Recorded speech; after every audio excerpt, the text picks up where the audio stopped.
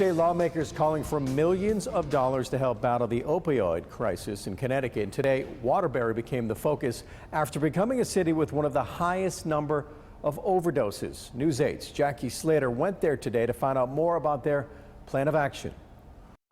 Just as Waterbury officials were sitting down with Senator Chris Murphy, word came in of 2 overdoses here in the city today.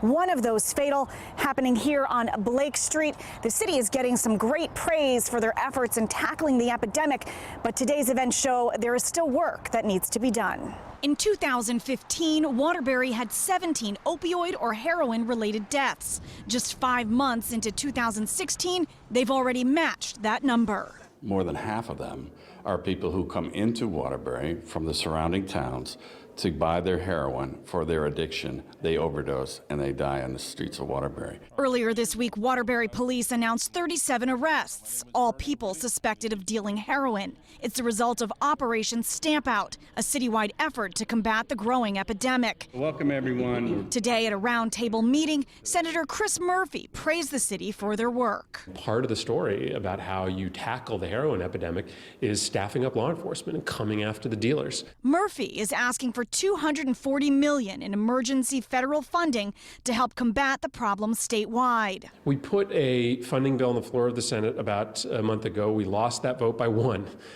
My hope is that when members of Congress are back in their districts this week, they're going to hear what I heard today, that the pace of overdose deaths this year is doubling that of last year, and maybe we can get that vote reversed. Waterbury officials say their focus remains on getting the dealers and the heroin off the streets. We have to make more people aware of what an epidemic and what a crisis this opioid issue is. You can't look the other way. You've got to act immediately. The Senate is on recess right now. Murphy says when he returns to Washington next week, he will continue to push for these funds. Reporting in Waterbury, Jackie Slater, News 8.